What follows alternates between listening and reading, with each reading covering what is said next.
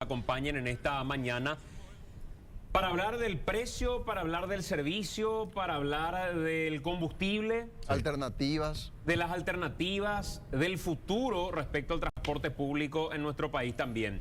Nos acompañan César Ruiz Díaz, gerente de Cetrapan. Hola César, gracias por acompañarnos, buen día. ¿Qué tal? Buen día, un placer poder compartir con todos ustedes. Gracias por estar con nosotros. Y también está con nosotros Alejandro Zucolillo, él es director de la empresa Magno S.A. Hola Alejandro, gracias por acompañarnos. ¿Qué tal Santi, Estela, Roberto y Luis? Buen día a toda la audiencia también y a César que nos acompaña. El otro día nos decía César a través de Radio Monumental que ya con los precios que teníamos antes de la anterior suba de combustible, deberíamos hablar de 280 a 300 guaraníes aproximadamente de aumento en el precio del pasaje. Habrá que debatir, decía César, si paga el usuario o si paga el subsidio, si cubre esa situación.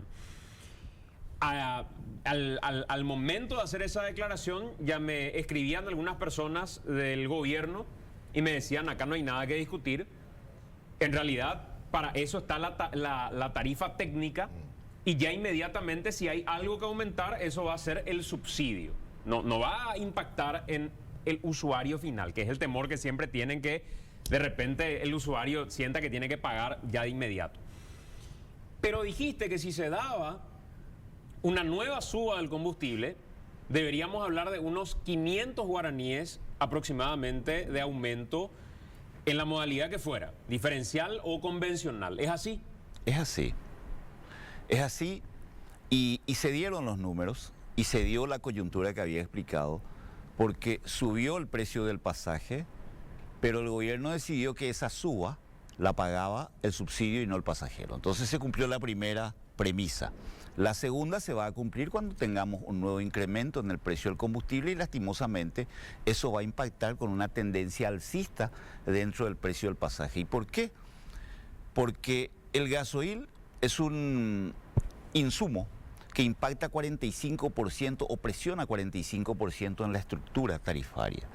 Al tener una tendencia alcista, obviamente refleja una tendencia alcista en el precio del pasaje. Se habla hoy de que vamos a tener 720 guaraníes de incremento, que creo que patearon para el miércoles, y eso va a impactar de alguna u otra manera en una tendencia alcista en la tarifa técnica. Eso en los cálculos, Alejandro, ¿ustedes ven de la misma manera o tenés otra visión respecto al impacto que puede llegar a tener en monto y en cuanto a lo más inmediato en el precio del combustible, en el precio del pasaje, perdón? Sí, en la tarifa técnica, dentro del Consejo Asesor, donde están una mesa interinstitucional, donde está el Ministerio de Hacienda, el MIC, donde está la STP, presidida por el Viceministerio de Transporte, y hay participación de oyentes o de veedores de los gremios, ¿verdad? Se ven esos números reflejados. O sea, efectivamente, cada vez que aumenta el precio del combustible, obviamente tiene una incidencia directa y eso es una decisión política si es que se le aplica al pasajero o a todos los contribuyentes, porque no existe plata del Estado. La plata del Estado somos todos nosotros que contribuimos, ¿verdad? Entonces, la realidad es que eso se está viendo reflejado, pero hay alternativas que después me gustaría conversar, ¿verdad? Los buses eléctricos son una alternativa que nos podría dar una previsibilidad de precio de pasaje en el tiempo, donde no puede tener esa fluctuación porque finalmente el costo está en el repago de la unidad. La electricidad tenemos una buena previsión de costos en el tiempo porque tenemos energía limpia, renovable y tenemos una reducción incluso de tarifas energéticas en los próximos años y en este año ya de hecho una reducción de parte de Itaipú a la Ande. Entonces hay alternativas, eso es lo que me gustaría decir. Sí, por un lado es cierto, efectivamente eso sucedió y los sistemas que no son sujetos a esta tarifa técnica y que no tienen elementos de subsidio para poder reducir ese impacto en el bolsillo del ciudadano, estamos viendo que hoy tiene una volatilidad o un incremento del precio del pasaje de 500 guaraníes ayer o anteayer en Asunción. En Ciudad del Este fue un incremento de 500 guaraníes hace 3 días o 4 días, de 3.000 a 3.500. En Encarnación quebraron las empresas, cerraron hace un mes con el incremento anterior, no con el que se viene. Con el anterior cerraron las puertas y hoy decidieron salir a 3.500 y 4.000 guaraníes si es que salen de el área del municipio de Encarnación y se van a Cambirretao, se van a Carmen del Paraná, el área metropolitana, digamos, ya están cobrando 4.000 guaraníes. Entonces, ese es el efecto de no tener, digamos, una política a nivel nacional de tener un sistema de billetaje electrónico, por un lado, que no existe en Encarnación ni en Ciudad del Este, es importante destacar eso, pero ya teniendo billetaje electrónico en Asunción, de todas maneras, ellos hoy en día están sujetos al presupuesto de Asunción, que no les da ningún subsidio ni que no puede responder ante esa necesidad y esa volatilidad del precio del pasaje. De hecho, que los precios sin subsidio están por ahí. En el servicio convencional está casi 4.000 guaraníes y en el diferencial ya más de 5.000. Ahora, hay un factor ahí de ajuste que puede hacer que se estabilice el precio del pasaje, pero que yo no sé si ustedes estarían dispuestos a responder, y que sería el aumento de la demanda, que la gente decía dejar su vehículo, tampoco andar en motocicleta y subir a un bus. Ya vimos en la semana de que efectivamente la cantidad de buses que están en circulación no logran satisfacer la demanda actual. ¿Cómo cómo están los números ahí? Yo te coincido absolutamente contigo, es más, te digo, si hay un motivo por el cual ese precio que vos estabas mencionando no varió a pesar de la suba de combustible en el periodo desde junio hasta diciembre de este año, prácticamente se mantuvieron esos mismos números que vos dijiste, de 4.000 y de 5.000 guaraníes, a pesar de que subió, si hablamos del año pasado, subió igual 1.000 guaraníes el precio del combustible, fue por un incremento en la demanda. O sea, hoy nosotros estamos viendo una demanda ya en un 90 a 95% de recuperación, yo te digo, con relación al mismo nivel de prestación de servicio. ¿Qué es lo que sucedió? El problema es que en 2018 habían 3.150 buses en estas 3 áreas metropolitanas que te mencioné y hoy hay operando 1.700 buses. O sea, todas las empresas, todos los usuarios, ese pequeño trabajador que era dueño de su bus, que salía y prestaba un servicio individual, que no tiene subsidio, que no está bajo el régimen del Viceministerio de Transporte, quebraron. O hoy prefieren no operar ese bus cargando el combustible a 7.000 guaraníes y seguir cobrando un pasaje del precio de la calle. Sí. César Ruiz Díaz decía la otra vez que no sé si Asunción y área metropolitana tiene 400 buses menos, que es un poco el impacto que más sentimos aquí, bueno, a la hora de dar la información. Y por eso es que la gente se queja. O sea, llámese regulada, lo que fuere, hay menos buses en las calles. 500.000 personas no pueden viajar en transporte público desde el 2018 con relación a lo que hoy pueden viajar con la misma, o sea, con al 100% de la capacidad operativa de las flotas que están operando hoy, de las empresas que están operando, tenés la capacidad instalada, la capacidad máxima de 500.000 personas menos. Es una locura lo que está sucediendo. Eso en los cálculos de ustedes también es así, César. Es así. Muy cerca, nosotros visualizamos dentro de lo que es la estructura del billetaje electrónico, que hoy permite el monitoreo total del sistema y nos permite hablar con mucha propiedad sobre todos estos números. Encontramos de que son 400 buses en Asunción y área metropolitana que dejaron de operar y a la par tenemos un aumento en la demanda. Eso es lo que hace, sumado a la falta de un horario escalonado, el hecho de que todo el mundo ingrese o salga a una misma hora, el sistema colapsa.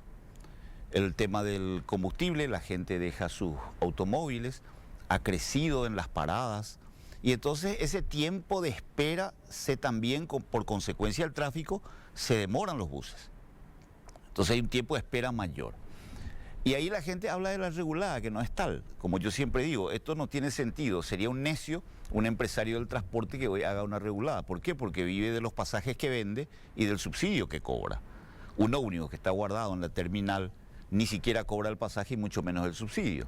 Entonces es una situación donde tiene que replantearse el sistema metropolitano de transporte, empezar con medidas que son mucho más efectivas y que ni siquiera significan descubrir la pólvora. Son acciones que se deben de tomar y copiar modelos exitosos. Por ejemplo, el horario escalonado. En octubre del 2019 hemos nosotros como sector transporte dado el pulgar para arriba diciendo, sí señores, esto es lo que hay que hacer porque nosotros tenemos una flota y tenemos que disgregar la cantidad de gente que viaja. Entonces, para cuando el primer contingente se fue, nuestros ómnibus ya regresaron vacíos y tienen la capacidad de volver a cargar el centro. Esa sería la primera medida. La segunda medida, carriles exclusivos del transporte público, donde solamente tengan la posibilidad de ingresar taxis, Policía Nacional, bomberos, ambulancias, Entonces, ¿qué es lo que va a pasar? El bus que lleva 50 personas va a tener un aumento en su velocidad promedio, en contraposición al que está al lado en un automóvil donde son 2 personas. Eso va a motivar a que la gente viaje en el transporte y el tráfico se tenga que descomprimir. Pero si motivas otra vez a que la gente viaje en transporte y no tenés la capacidad con los vehículos para llevar a la gente, vas a seguir teniendo problemas con la gente que te va a decir que está regulando. Ojo, que el único problema que hoy hay es el hora pico. Si ustedes hacen un control visual a las 10 de la mañana, verán que los buses están vacíos. Entonces, por eso planteamos el horario escalonado a fin de disgregar esa cantidad de personas. Es lo mismo que vos tengas una lluvia de 100 milímetros en 1 hora. Compramos canoa. Pero si me llueve 100 milímetros en 2 horas, es un alegre regadío.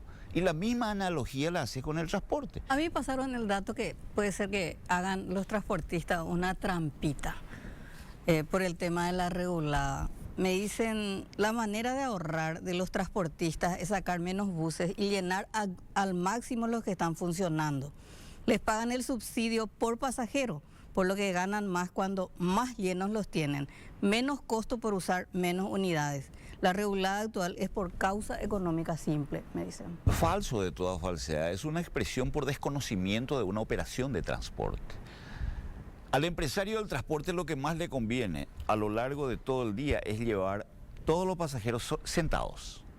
Cuando va sobrecargado, tiene un mayor consumo de combustible, tiene un mayor roce dentro de lo que es la estructura del ómnibus, mayor quema de cubierta, es decir, los costos son superiores. Pero cuando tiene una constante en la cantidad de pasajeros transportados, ahí es donde se generaría el equilibrio económico-financiero. En el hipotético caso de que hagan esas inversiones y mejoran sus unidades, porque también tuvimos denuncias que fueron tratadas por el Viceministerio del Transporte, que justamente empresas que están operando no hacen esa inversión en la mejora de sus unidades, y eso también está a la vista. Totalmente, totalmente, pero O como sea, yo... como estás considerando nomás el costo operativo, Claro. habría que ver si se ejecuta realmente ese costo operativo.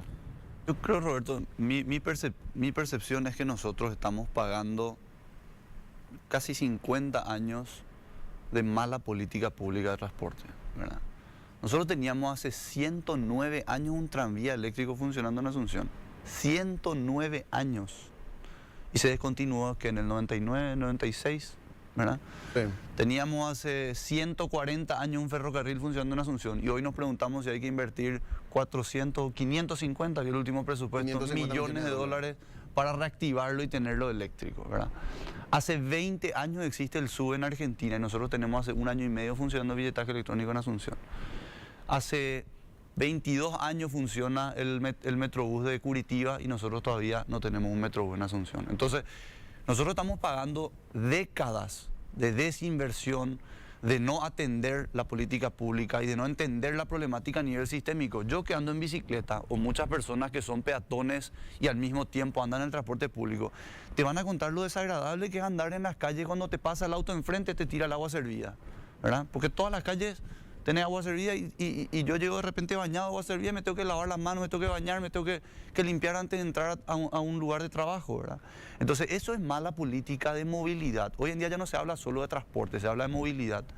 Y realmente coincido con que hubo un proceso de desinversión, quebraron muchísimas empresas durante el COVID.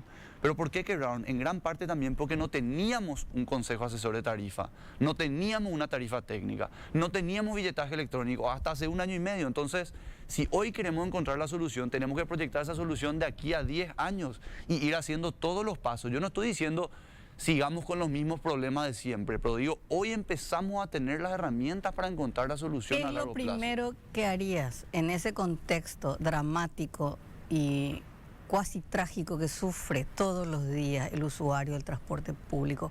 Porque realmente el maltrato que sufre el pasajero en Paraguay es terrible. ¿Qué es lo primero que hay que hacer para empezar? Yo creo que el Estado tiene que comprar una flota de transporte público de emergencia, 100% eléctrico. Lo puede comprar Itaipú, puede traer 200 buses, atender 60.000 personas por día, distribuirlo en el área metropolitana de Ciudad del Este, de Encarnación y de Asunción, y brindar el servicio en todos los ramales y en los lugares donde está habiendo un quiebre de servicio. Quebró la empresa, el Estado entró a operar su empresa. Ya hubo ejemplos de la ATE. La ATE era la empresa de transporte público del gobierno y también tuvimos el ejemplo de los tranvías. Entonces, que entre a prestar servicios en todas las áreas donde quiebra el servicio. Porque, ¿qué sucede? Esa empresa que vos decís parece ilógico, pero quebró una empresa en San Lorenzo. Y eso no me beneficia a mí como empresario que presto el servicio en San Lorenzo. ¿Por qué? Porque ahí empieza a colapsar el sistema y ese pasajero pasan a ser dos pasajeros que vienen a buscar el mismo bus en el mismo rango horario, como dice César. O sea, doble la problemática. Entonces, ¿qué pasa? Ese bus no le puede alzar a la persona y después es mi culpa que yo estoy regulando o es mi culpa que yo no le puedo atender esa demanda. Pero es imposible atender la demanda que estaba... Vos tenías una proyección de demanda y de la nada tenés 20 o 30% más. Y eso no significa que vos le puedes meter horizontalmente a la gente saltando dentro del bus, porque sería irresponsable, ¿verdad? ¿Vos crees, César, que eso es posible? Que el Estado diga 200 buses y Itaipú traiga la plata, sacamos a operar. Como idea fantástica, pero soñar es gratis, no cuesta absolutamente nada. Yo no confío en el Estado.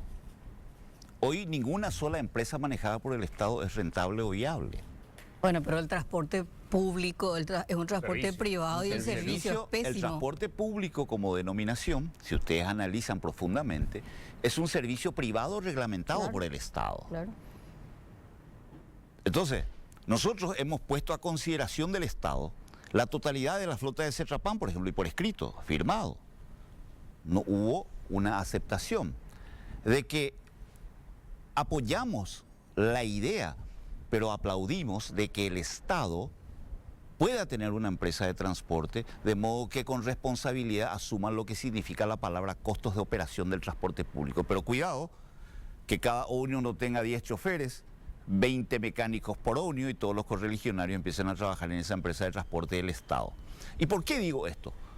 Porque hoy nosotros empezamos a hablar de electromovilidad, nos sentamos con gente de la GIZ de Alemania, con Inmovilitas de México. ¿Qué es lo que estamos haciendo? Analizar la sustentabilidad de la implementación de buses eléctricos en la República del Paraguay. Y te levantás de la reunión y recibís una notificación del Viceministerio de Transporte, donde le permite al usuario hoy comprar minibuses usados con 10 años de antigüedad. Paremos la rotativa. Hablamos de electromovilidad y por el otro lado me permite comprar basura desechada de otros países, porque minibuses de 10 años de antigüedad son desechos de otros países que nosotros vamos a tener que comprar para ofertarle eso al usuario. Entonces, ¿qué es lo que nos muestra esa película? Que tenemos que tener en la cabeza del Viceministerio de Transporte a gente que tenga una visión integral con un plan maestro de transporte. Porque no es lo que haz lo que yo digo y no lo que yo hago. Eso es lo que hoy sucede y no estoy hablando de publicidad, estoy hablando de resoluciones que se han firmado esta semana y que permiten que el usuario del transporte público pueda comprar minibuses, repito, minibuses usados hasta 10 años de antigüedad, con lo que se va a generar la ira del pasajero porque le vas a volver a llevar en buses sardina, que ni siquiera están preparados para el transporte de personas. ¿Por qué? Porque son chasis que se compran de esa manera, pelados como le decimos nosotros, y acá en Paraguay se le hace la carrocería. ¿Bajo qué criterio? ¿Bajo qué concepto? Interesante, César, el planteamiento, porque hay una cuestión de seguridad también de por medio.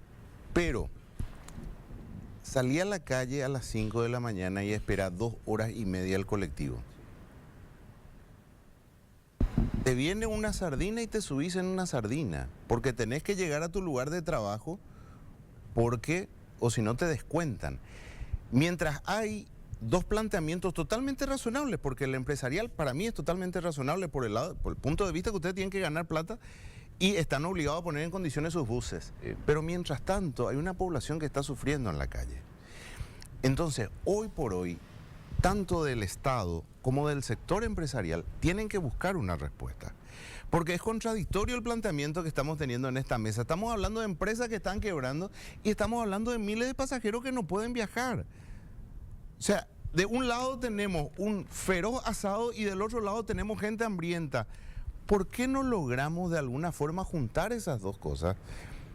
Mezclar itinerarios, quizás vos tenés 15 buses que no están juntando la cantidad de pasajeros que necesitas como para hacer solvente tu empresa. Si amigo, venía acá, que acá yo tengo 5.000 pasajeros que no pueden viajar. Que hoy O se sea, puede ver en algo de- tiempo real en la aplicación que de repente tenés buses que no están operando mientras otros están sin la capacidad de responder a la cantidad de gente que está esperando un bus. Digo, como una medida de urgencia En la hora hasta pico. que se busque una solución definitiva. César, Alejandro, hay gente que está esperando 2 horas y media para viajar. Y es cierto, quizás después de la pandemia las cosas cambiaron. Hay gente que no salía de su casa que ahora está saliendo de su casa porque está obligado a trabajar porque en la familia se quebró. O gente que ahora empieza el nivel educativo y tiene que llevar a su hijo al colegio. Pero son cosas que nos tienen que cambiar la cabeza. ¿Cómo le damos una solución ahora, sin una planificación a mediano o largo plazo a esta gente que en la calle espera horas y horas un bus? ¿Qué es lo que hoy se resiente? Esa espera, esa cantidad de pasajeros. Reiteramos, en hora pico. La primera medida que tenemos que hacer es lo que dije, disgregar esa cantidad de modo a que se diluya la cantidad y se tenga la capacidad de llevarlos tranquilamente en las horas pico. Vuelvo a invitar a que revisemos los ómnibus, miremos los ómnibus a las 10, 10 y media, 11 de la mañana, están vacíos. Bueno, pero eso es aquí en todas partes Y del bueno, mundo. pero es justamente aprovechar lo que se hace en otros países. Primero, el horario escalonado. Segundo, tiene que venir un cambio total en el sistema metropolitano de transporte. Eso es lo que se necesita. Criterios racionales con ingenierías de transporte y no políticos que nada saben del transporte público y no toman las medidas correctivas. ¿Qué es lo que hoy se hace? Medidas como esta. Alejandro, que maneja muy bien los conceptos de electromovilidad, por el otro lado yo voy a comprar un bus chatarra. Pero ¿qué es lo que pasa con los buses chatarra?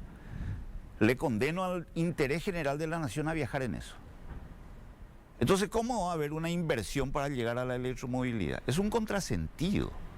Concuerdo plenamente con lo que decís, de que hay que buscar las medidas para que ese interés general de la nación, que son los pasajeros, dejen hoy esa penuria de 2 horas. ¿Y dónde está eso? En estrategias de transporte, en plan maestro de transporte, en políticas de transporte. Eso es lo que hay que hacer.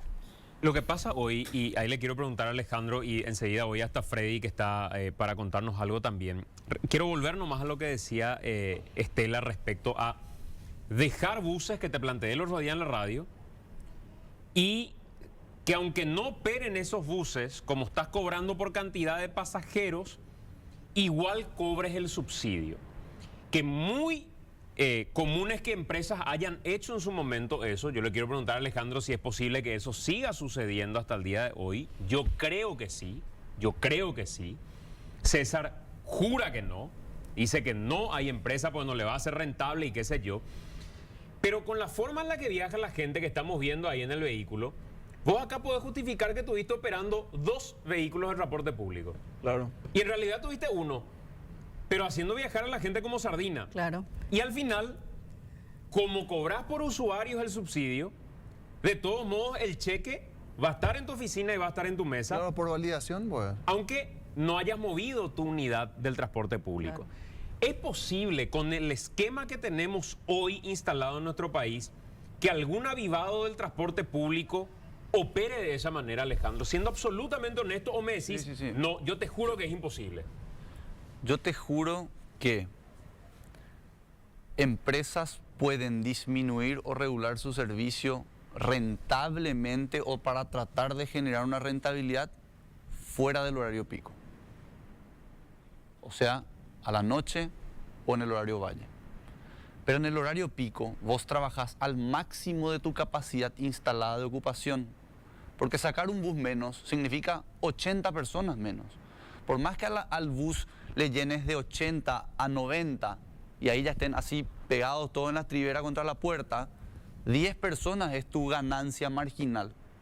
Pero 80 dejaste de llevar. Y vos mismo estás diciendo, en Pero este horario ¿cuánto- pico pero cuánto hay cuesta 80 más todavía. Claro, pero ahorrás en El costo operativo. el costo operativo Claro, de un bus. Pero el costo operativo hoy está garantizado por el Estado. Porque hoy tenés subsidio y tenés esos una tarifa números que decís- técnica. si esos números que decís son reales, por ejemplo, ¿cuánto es lo máximo que un bus puede llevar de pasajeros según el pliego? ¿Cuánto tiene que llevar un bus? La capacidad instalada de un bus depende del tamaño del bus. Bueno, ¿verdad? un Si es de bus 12 metros, un bus promedio. promedio tenés entre 34 y 42 sentados, dependiendo de si es de 12 metros o 10 metros, y tenés más o menos el equivalente parado, o sea, más o menos entre 70. 70 y 90 personas. Ese es un rango de capacidad ocupacional escrito por los proveedores de flota, o sea, no es solamente que vos tomás el criterio que Y no hay querés. ninguna exigencia del gobierno que te diga, esto es lo que vos podés llevar. No me digas que tenés un bus para 40 sentados y que vas a llevar 80 personas. Lo que podés llevar es... No hay una regulación en esa línea. No conozco una regulación en esa línea, pero es la capacidad instalada del bus lo que te No, determina vos tenés eso. que llevar 70, pero lo que te da tu bus. Yo lo que quiero saber, por último, nomás como sí. dato. Y cuando vos te vas como sardina, ¿hasta cuántas personas caben en un bus? Matemáticamente nomás, esto es una cuestión física. Depende otra vez si es de 10 No, metros pero o de 12 este metros. promedio, pero de vamos- este promedio. Y 10 personas, la diferencia de 10 personas es cuando van ya pegados todas las triveras o si van todos parados solamente en el centro del bus, digamos. Esa es la diferencia, 10 personas. Ahora, 10 parece poco. no es poco. Imagínate 5 personas en cada estribera, muchísimo. No, pero ¿y dentro? No, porque vos la para- diferencia es 10, te digo. Entre lleno y lleno abarrotado es 10 la Lo diferencia. que pasa, perdón, discúlpame la insistencia. Sí, claro. Yo no voy a creer Sí. que el Ministerio de Obras Públicas te permita llevar a gente aglomerada en un bus. Si es que vos tenés gente sentada y gente parada, tiene que haber una distancia entre una y otra persona que también viaja parada. Yo te estoy hablando de esa gente hacinada, Sí. que tan hacinada que está, ya tiene que viajar colgada de la ribera. Por eso te digo, solamente por la capacidad, por el volumen del bus, Sí. ¿cuántos caben en ese extremo que para mí es injustificable? A ver, circular con la puerta abierta es ilegal luego. Y Pero lo ocurre. hacen Y ahí bien. está. No, no. Ahí está. Eso es Por ilegal. eso yo te quiero hablar de Los realidades. buses diferenciales no pueden circular con puerta abierta porque no te permite el bus. Vos no podés acelerar con la puerta abierta. O sea, eso está programado así. A veces te dejan en punto muerto choferes irresponsables y te van a hacer esos 10 metros cuando están llegando, ya abre la puerta antes o 10 metros deja pasar. Pero el bus no acelera. Vos no podés pisar el acelerador mientras la puerta esté abierta. Son medidas de seguridad que tienen los buses más nuevos. Obviamente hay buses viejos donde la gente se va colgando y es ilegal, irresponsable y debería ser sancionado. Y de hecho la multa es 14,5 millones de guaraníes. Esa es la multa. Oye, Ahora quiero nomás aclarar un puntito Sí. para agregar esto. ¿Por qué de vuelta yo digo que en horario pico, no en horario valle y en horario nocturno, donde sí hay empresas que ya han sido sancionadas por no prestar esos servicios en esa medida? ¿Por qué no es rentable o por qué no le beneficia al empresario del Viceministerio de Transporte? De vuelta aclarando, porque hay una diferencia entre los servicios que no tienen tarifa técnica y que no están regulados. Porque a vos te dividen todos tus costos y te miden por el GPS. Entonces a vos te van a medir si vos decís, yo dejé de consumir este combustible, el Estado no remunera eso. Si vos decís, yo no hice este redondo, este viaje, el Estado no remunera eso. Hoy en día te remuneran exclusivamente por los viajes que vos realizás. Dividen ese costo, le suman el subsidio y ahí te determinan la tarifa técnica. O sea, realmente vos no tenés cómo decir, yo ahorro el costo pero igual cobro por esa diferencia. ¿Me explico?